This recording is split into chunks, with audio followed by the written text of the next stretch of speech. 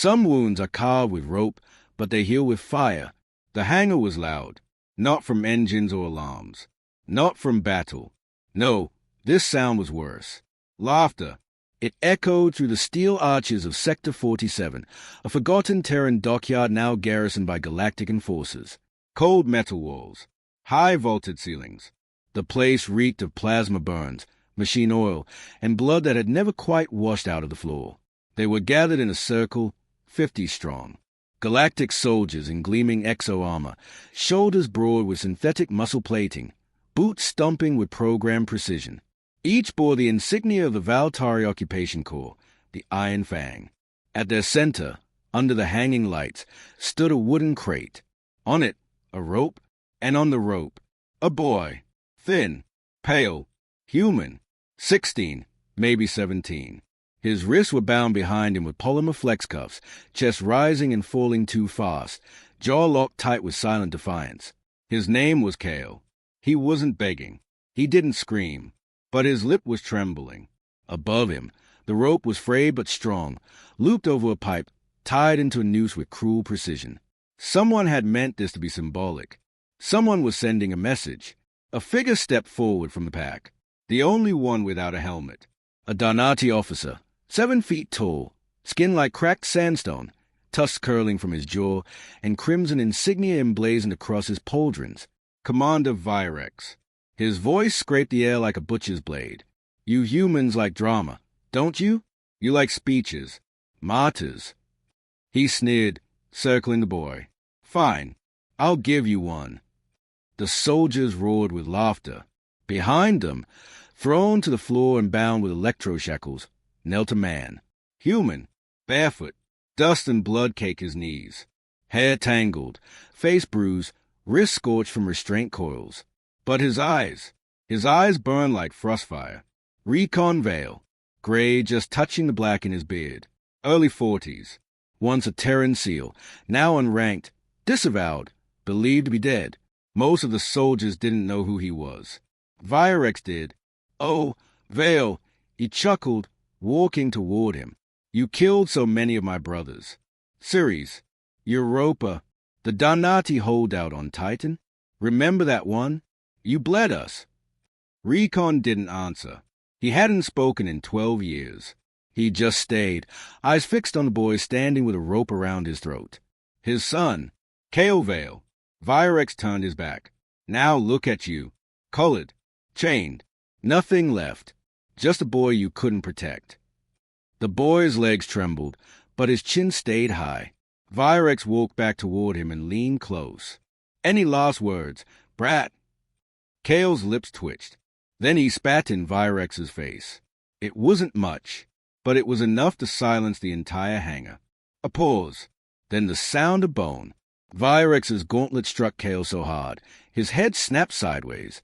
Blood dripped from his mouth. His knees buckled, but he didn't fall. He looked toward his father, eyes locking, lips twitching. He mouthed 2 words. It's okay. Recon didn't blink. Virex nodded to the nearest soldier. Do it. The trooper pulled the lever. The rope went taut. Kale's body jerked. His boots kicked twice. A harsh gasp. Then nothing. And the room laughed. The laughter didn't stop when the boy's body stopped moving. The soldiers didn't pause. They shouted, toasted, took pictures.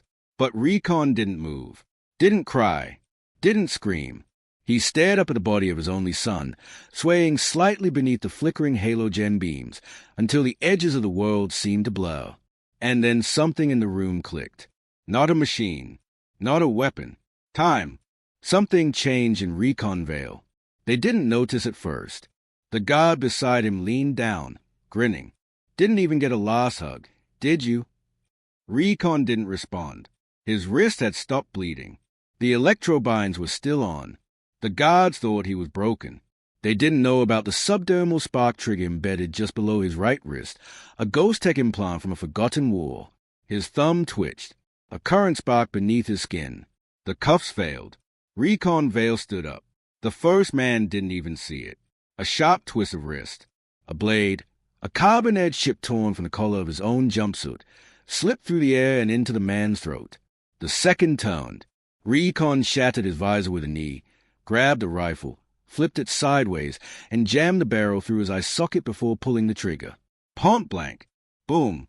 Blood sprayed the wall in a wide, wet arc. Now they noticed. The soldiers turned, but the hangar was huge, the circle wide, and they were laughing just seconds ago. Recon was already moving.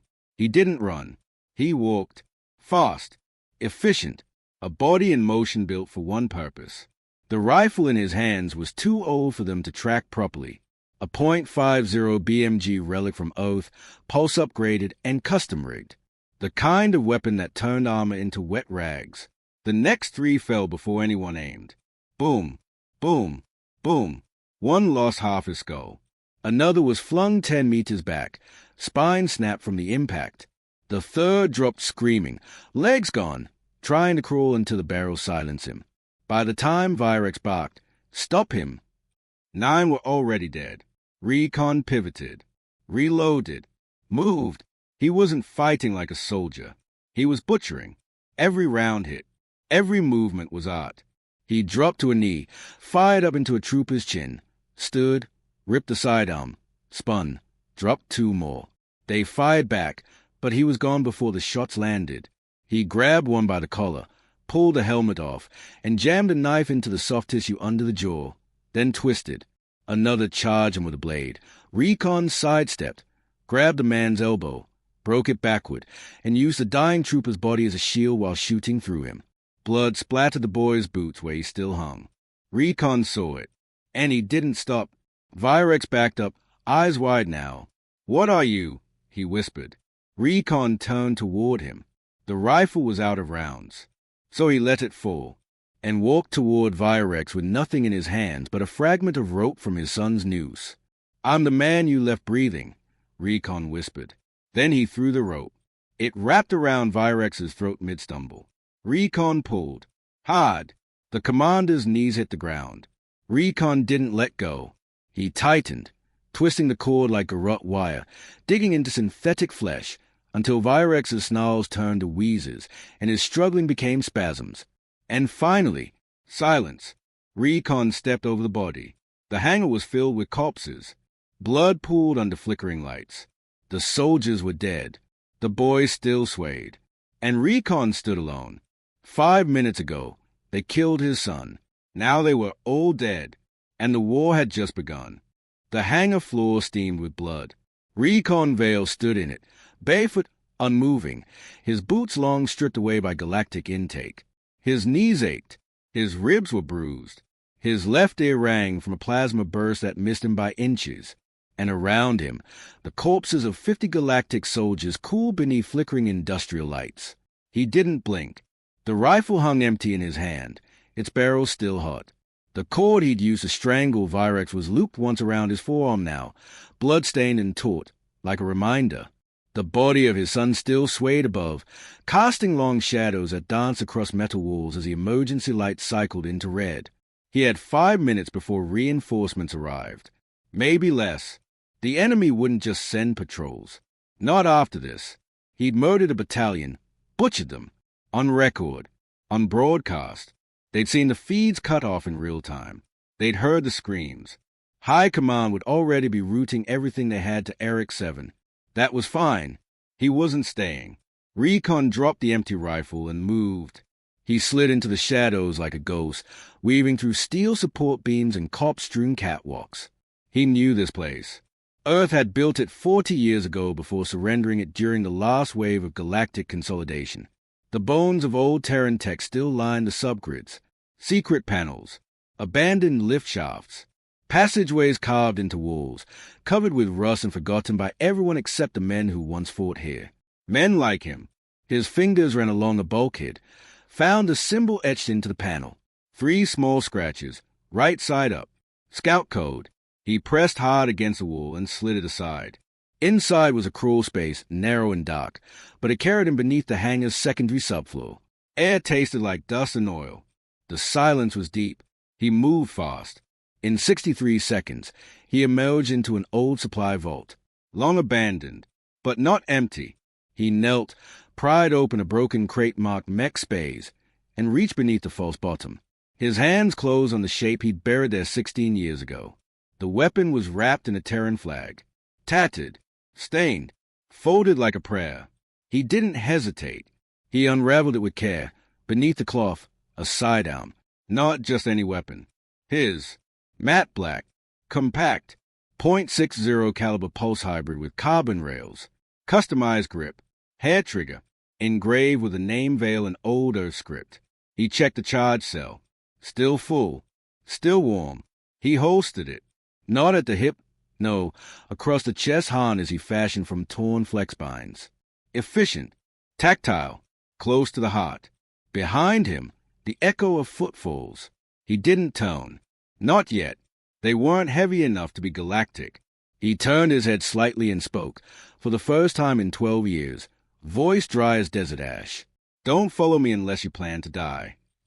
A pause, then a voice, soft, cracking with youth. I saw what they did. To the boy. Recon turned. A twink, maybe 19. Gaunt frame, worn jumpsuit. A face that hadn't smiled in years. His hands trembled slightly, holding a knife too big for his grip. Recon looked him over. The torn insignia on his collar, a symbol of the Earth Scouts, an old Terran Recon division disbanded after the surrender. You're conscripted, Recon said. I was. The boy nodded. Then they sent me here. Work detail. Scrap hauler. What's your name? Juno. Recon looked him dead in the eyes. You want to run? Run. If you follow me, you'll bleed. I've already bled. Recon said nothing. He handed him the backup sidearm from the supply crate, a short-barreled charge pistol with a melted grip and no safety. Then point that away from me.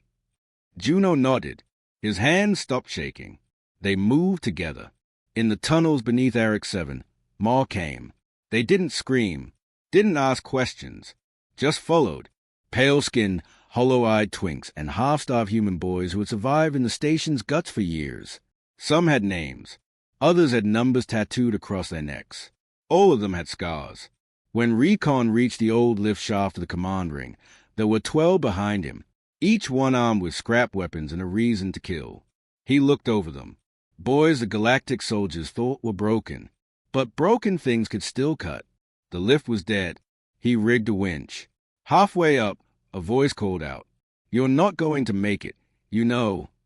Recon glanced down. Juno was beside him, climbing. They'll send dropships, flood the station, vaporize anything that moves. They'll try. What's up there worth dying for? Recon didn't answer. But when the lift doors groaned open and the command dome came into view, they understood. At the center of the control room, broadcast screens, command consoles, reinforced glass facing the stars, stood a trophy. Kale's body, hung again, resuspended, framed in holographic reverence, as if he were some warning to future rebels. Recon didn't speak.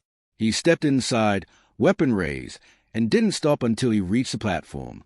2 guards stood by the body, not standard troopers. These were Black Ops Danati kill guards. Quick, precision-trained. The first drew his sidearm. Recon dropped him with 1 shot to the heart. The second lunged with a plasma blade. Recon stepped into it, took a gash to the arm, then drove his own blade, stolen from the first body, into the soft joint between neck and collar. Blood sprayed the walls. The other boys stormed in behind him, weapons raised, but it was already done. Recon reached out, touched the base of the hanging platform. His son's body was cold. The noose was tight. He lowered him, slow, silent. The others watched. Some turned away. Some cried. Juno simply stood still, as if frozen. Recon pulled the body into his arms and sat down with him, cross-legged, like he used when Kale was a boy who couldn't sleep. He stared into the hollowed face, lips dry, eyes distant. No tears, only breath. "I buried your boots in Sector 12, Juno said quietly. "Found them last year. Knew someone would come back for them." Recon looked up. They didn't fit him. He grew faster than I expected. And then, klaxons. The walls flared red. An alert boomed through the control dome. Galactic reinforcements inbound. Multiple drop pods detected. ETA, 3 minutes. Juno's eyes widened. They're coming. Recon nodded. He looked at the others. Take the pod bay. Deck 6. There's a launch cruiser buried under engineering junk. Still fueled. Fly it out. You're not coming. Juno asked. Recon looked down at the body in his arms. No, you'll die. Already did. He stood, placed Kale gently on the floor, then turned to the nearest console. He began typing. The screen flickered. The entire station, every corridor, every deck, lit up on a schematic. Red nodes marked the places Recon had visited over the years. Backdoors, ammo stashes, explosive rigs, fusion core proximity points. It was all there. He pressed one key. Arm failsafes, the system asked. He pressed again. Confirm detonation. One more. And then, behind him, the last 12 boys of Earth Forgotten War climbed into the launch cruiser, engines lighting with stolen heat, their hands shaking, their eyes burning. And above it all, Kale's body lay still. Recon Vale stood in the firelight of the oncoming war, and waited. The cruiser carrying the 12 boys streaked through the void, silent, scorched, shaking. Behind them, the orbital station Eric 7 burned from the inside. The detonation hadn't hit yet, but they felt it coming, like a god inhaling before judgment. The walls of the stolen ship rattled. The lights flickered. Even the stars outside seemed to twitch. Juno sat near the viewport, fingers curled tight around the frame. His palms bled. He hadn't noticed. His eyes didn't blink. They were locked on the last image he'd seen before the hangar doors sealed. Recon, standing beside his son's wrapped body, one hand on the cloth, the other resting on the detonator. The man hadn't moved. He wasn't planning to. Nobody spoke for a long time. Not the other boys. Not the one with a scar across his jaw. Not the one missing fingers. Not even the youngest, who still wore a collar the slavers hadn't bothered removing. Silence filled the cabin like dust. Thick, suffocating, sacred. The war wasn't over, but something had shifted. Some lines, once feared, had been crossed, and the cost for crossing them was now written in fire. Back on Eric 7, the war had already turned. The second wave of Galactic enforcers had landed on the lower decks, 60 soldiers in black chromatic armor. They advanced through corridors still steaming from thermite traps, stepping over the broken bodies of their own. The air buzzed with electromagnetic interference. Comms sputtered. Maps flickered. The command squad moved in tactical formation, 3 up, 2 wide, with rear security. Their armor filtered the heat signatures, but the station was unstable.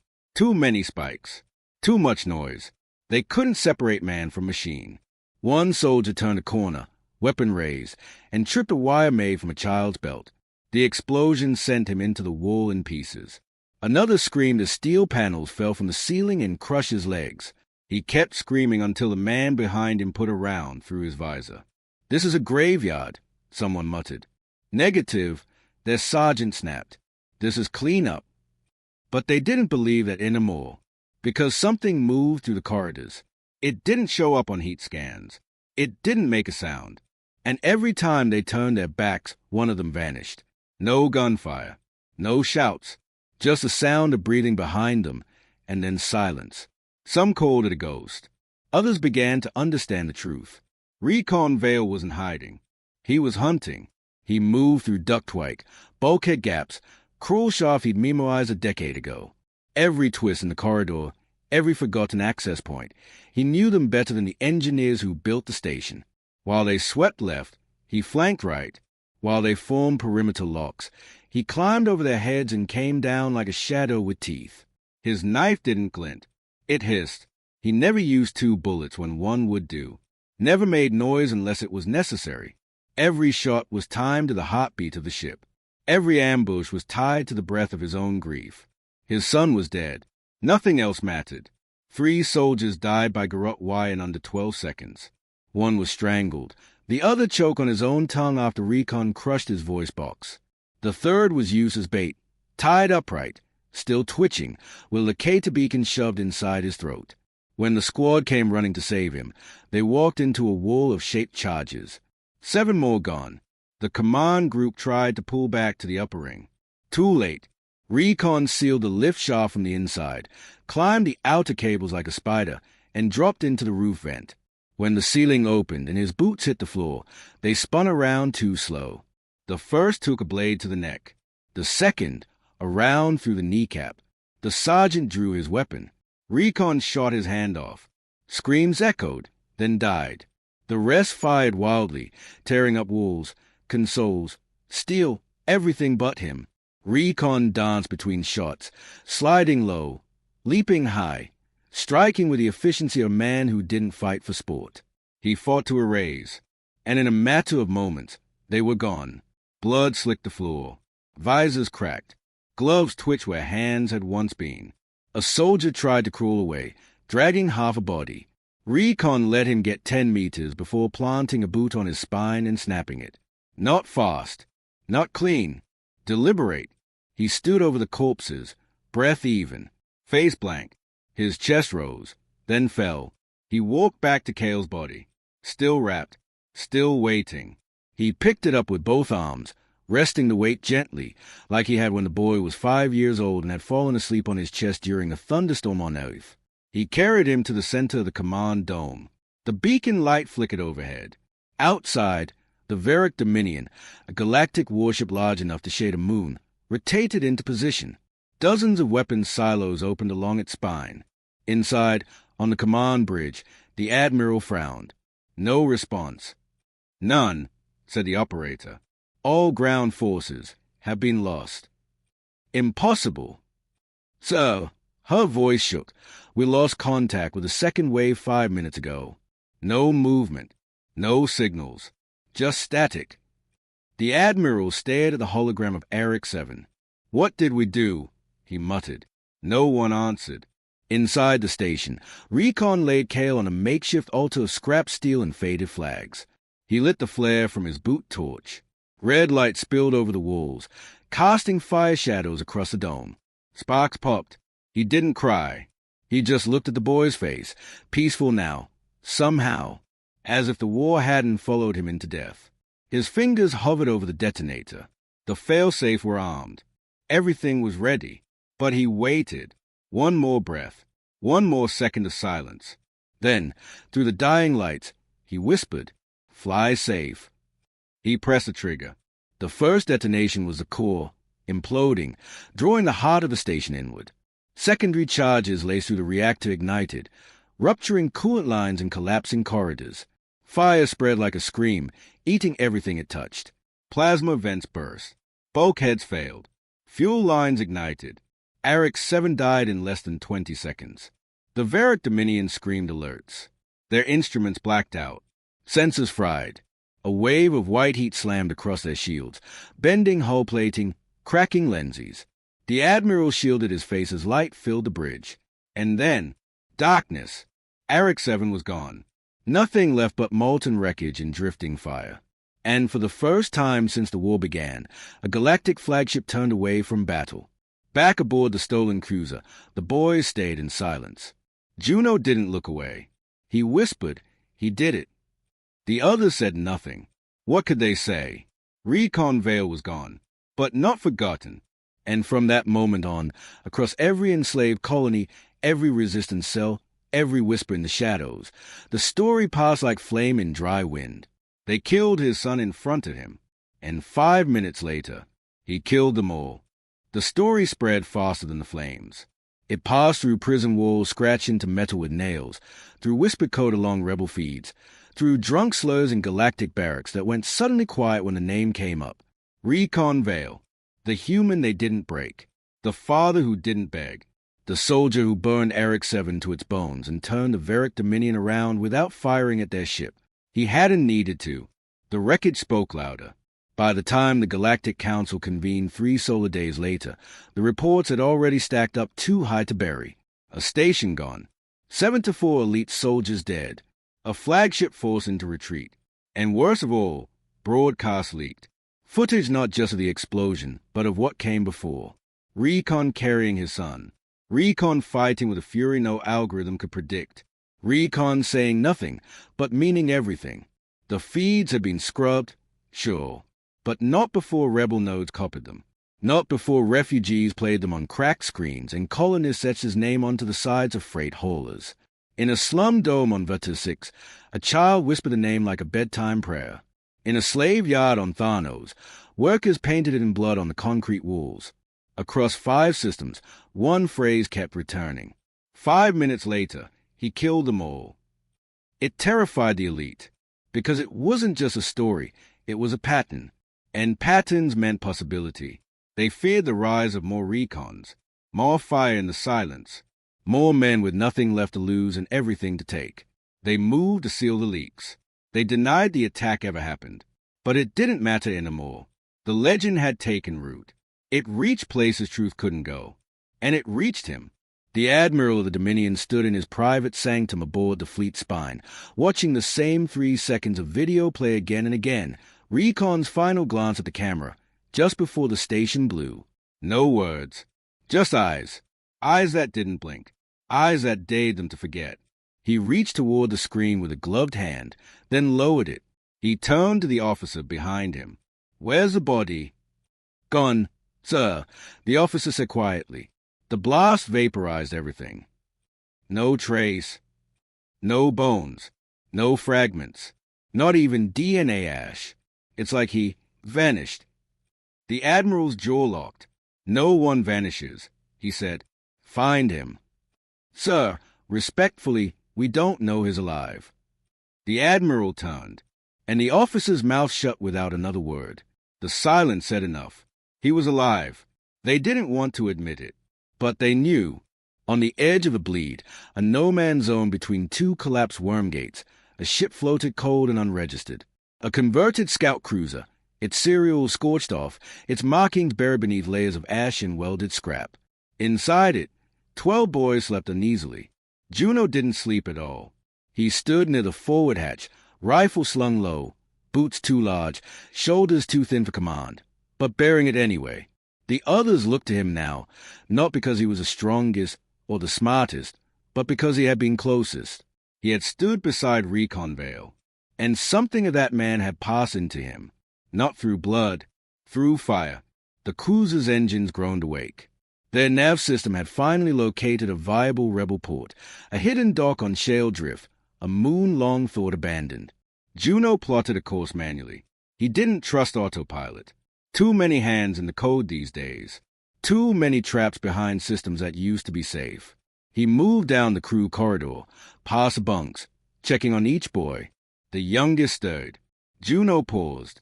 "He's not dead," the boy whispered, eyes barely open. "I know," Juno said. "Will he come back?" Juno didn't answer. He just kept walking. Elsewhere, in the frozen dark of Obsidian Deep, a convoy of slavers was torn apart by something unseen. A dozen vessels, armed with planetary guns, escorting fresh cargo for sale. None made it. The wreckage was found drifting, all black boxes melted, all bodies shredded. No survivors. But on the hull of the lead ship, scrawled in plasma burn, "I saw him die." A message. A lie. A threat. No one knew who wrote it. No one dared to find out. Back in the center of the galaxy, the Council lied to itself. They issued declarations, offered rewards, played footage of Recon with altered lighting, trying to paint him a monster, but the story wouldn't bend. It only burned hotter. And when the next world rebelled, Ferris 9, a dust-scorched colony of miners, they didn't chant slogans. They just painted the number 5. Every wall, every weapon, every coffin. The soldiers sent to crush them never came back. One was found impaled to a broadcast tower, face frozen in fear. Another had his throat slit and message carved into his armor. He was only the first. Somewhere beyond the mapped stars, a man stood barefoot in a desert of red sand, watching the wind erase his footsteps. His beard was longer now, his hair grayer, but his hands, still steady. He bent slowly, planting something in the date. A tiny stone, Kale's last ID tag, scorched but intact. He didn't cry, didn't speak, just placed it gently and covered it with sand. Then he stood again. A whisper carried on the wind behind him. "They are looking for you." He didn't tone, didn't flinch. I know, he said. The boy who had followed him, no older than 15, another twink exile with eyes like thunder, held out a battered rifle. You gonna let him find you? Recon took the rifle, checked the sights, chambered around, and smiled, just once, without joy. They already did. The wind tore through the black canyons of Therax Prime, carrying dust, static, and the scent of violence. Down in the chasm where light didn't reach, where old war steel rusted in silence, a man knelt by a shallow grave, his fingers brushing sand from a single tag. Kale Vale, Terran civilian, unregistered. Deceased, Eric 7. He stared at it, not reading, just remembering. Recon didn't pray. He didn't believe in gods. Not anymore. He believed in consequences. He believed in debts paid in blood. And far above, slicing through the upper atmosphere with fire trailing their flanks, came the Galactic reprisal units, 12 dropships, one for each slaughtered squad at Eric 7, armed to the bone, their cargo holds packed with elite suppressors, orbital razors, and a living legend, Marshal Drenvok, a Donati executioner, a general without equal, a butcher dressed in metals and synthetic muscle who'd spent 30 years unmaking rebellions. He never came for raids, only for exterminations. Now he came for Recon, not just to kill him, but to erase him, to make his name vanish, to turn the myth into silence. He stood aboard the lead dropship, helmet off, a data shard looped in one hand.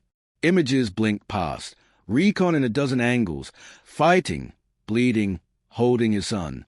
He'd watched them 100 times. The part that bothered him wasn't the killing. It was the quiet. Recon never spoke, never threatened, never warned. He just ended things. Vok exhaled through his nostrils and turned to the soldier beside him. Kill everyone near him, he said. Then wait for him to come to us. Down in the canyon, Recon stood up. He didn't run. He didn't hide. He simply looked to the east, toward the smoke blooming on the horizon, and began walking. The boy from before, Nix, barely 15, followed close behind, rifle in hand, mouth dry. Are you sure? He asked. No, Recon replied. But you're going anyway. Recon nodded. Nix hesitated. They brought the marshal, Drenvok. He's killed thousands. Good, Recon said. That doesn't scare you. Recon didn't answer. He just kept walking. By the time they reached the edge of the ruined outpost, the one long buried under collapse or towers and blast scars, 3 of the dropships had already landed. Galactic soldiers swarmed the dust. Recon didn't flinch. He raised a pair of binoculars taken from a broken scout drone and studied the formation. Nix crouched beside him, shaking. I've never killed anyone. Recon passed him a small tube. Compact, metal. What's this? Sight enhancer, Recon said. Put it over your right eye. Nix did, and blinked. Suddenly, the landscape lit up with targets, each one highlighted in soft red, trajectories plotted, heat levels visible. It was too much, too fast, and his breath caught. I can't. Recon put a hand on his shoulder. You don't have to shoot. Nix looked up, voice thin. Then why am I here? Recon turned his gaze toward the nearest tower, to see what comes next. Then he rose, and walked out into the open. No cover, no concealment, just a man in boots, dust, and silence. The Galactics saw him immediately. They formed a perimeter, weapons raised. Command shouted. Recon didn't slow. A trooper approached, 3 meters tall, armored head to toe. Halt! He bellowed, voice modulated and monstrous. Surrender or you die. Recon didn't halt. The trooper stepped forward, gun raised, and Recon threw the small disc from his belt into the dirt between them. It clicked once, then erupted in a dome of blue static. Every Galactic comm went dead. Helmets shorted. Targeting system scrambled. Then came the silence, the kind that presses into your chest. Recon used that moment. He moved like a knife in smoke. 1 step. 2. A shoulder feint. A slide. He drove his fist into the trooper's helmet, cracked it wide, and buried a carbon blade straight into the jugular seam. The trooper screamed. Fell. Before the others could react, Recon sees his rifle and opened fire. Not bursts. Single shots. Each one a kill. The first dropped from a headshot. The second lost a leg, then a throat. The third tried to activate his shield. Recon shot the battery on his back, igniting his own armor. The camp exploded into chaos. Soldiers screamed, scattering. Dren Vok, standing atop his command platform, watched it all unfold without blinking. He tapped the comm on his wrist, linked to his personal guard. Seal the perimeter. No escape. The boys with him. The image of Nix had already been captured by an aerial drone, wide-eyed, tracking Recon's path. Execute the boy if he moves. From the cliffs, Nix saw the shift. Troopers breaking off, flanking him. They weren't subtle. He pressed against a rock, heart thudding. He could run. He could hide. He could cry. But instead, he opened the sight enhancer again. Recon had marked something, a red glyph blinking behind the tower base. A storage crate, emergency armory. He sprinted. Inside, a scattergun. Old, Terran, dusty but loaded. He didn't hesitate. The first trooper reached the top of the ridge. Nix pulled the trigger. The blast tore the soldier in half. The kick nearly dislocated his shoulder. But he didn't stop. Another came. He shot again. The air filled with fire. Down below, Recon reached the platform. Only one man stood there now. Dren Vok, twice Recon's size, twice his strength. But none of that mattered. Vok unsheathed the plasma axe. You think silence makes you strong, he growled. I've seen empires fall. I've drowned children in acid. You think your grief gives you purpose? It makes you weak. Recon didn't speak. He stepped forward. Vok swung. Recon ducked. The axe shaved air. Recon countered. 3 quick strikes to Vok's ribs. Didn't break armor. Didn't need to. Just mapped his movement. Vok lunged again, axe roaring. And Recon threw Kale's tag at his face. Vok flinched. Recon stepped in. 2 punches. 1 stab. 1 trigger pull. A hidden knife in his belt fired a spring-loaded spike straight into Vok's neck seam. The giant staggered, gurgled, dropped to his knees. And Recon caught him by the helmet and whispered just 3 words. You broke first. Then twisted the blade. Vok collapsed. Dead. By the time the dust settled, most of the soldiers were gone. Dead, fleeing, or refusing to fight. Those who survived ran to their dropships and left the planet in silence. They wouldn't speak of what they saw. No reports. No debriefs. No lies. Just a name carved into their fey. Back at the ridge, Nick sat shaking beside a smoking rifle. Recon approached. You did well, he said. Nix looked up, tears streaking his cheeks. I killed them. Recon nodded. They were never alive. They walked together through the carnage. The sun began to rise. A new one, cold and red. Months later, across 1,000 systems, the Council met in emergency. The reprisal units were disbanded. The bounty on Recon Vale was lifted, not publicly, but silently. The name became unspoken, because they learned the truth. You don't kill a man like Recon. You don't chase him. You don't provoke him. You just pray. He never comes back.